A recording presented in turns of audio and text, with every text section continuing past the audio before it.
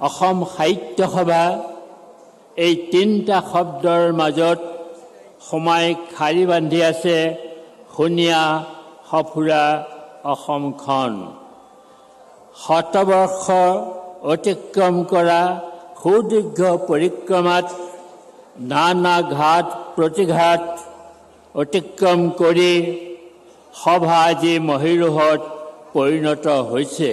সকলো নবীন প্ৰবীণ সাহিত্যিকক একেখন মঞ্চত বহুৱাব নোৱাৰিলে সকলো জনগোষ্ঠীয় সাহিত্য সভাক আস্থাত লৈ বিদ্যায়তনিক কৰ্মত আগবাঢ়ি নোৱাৰিলে সভা জাকৰ পিছপৰা চৰাই হ'ব। মহাপুৰুষ শ্ৰীমন্ত শংকৰদেৱক বিশ্বৰ দৰবাৰত প্ৰতিষ্ঠা কৰিব লাগে বুলি সকলোৱে কয়।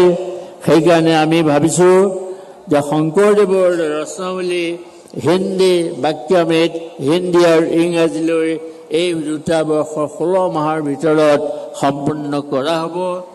আৰু হিষ্ট্ৰী অফ আছামিজ লেংগুৱেজ এখন খুব বৃহৎ গ্ৰন্থ এই 16 মাহৰ ভিতৰতে আমি প্ৰকাশ কৰি উলিয়াম। লগতে আমাৰ শিশুসকলক ছাত্ৰ ছাত্ৰীসকলক মাতৃভাষাৰ প্ৰতি আগ্ৰহ সৃষ্টি কৰিব অসম সাহিত্য সভাই এই ব্যৱস্থা এই দুটা বৰ্ষৰ কাৰ্যকালত গ্ৰহণ কৰিব। অসমীয়া ভাষাত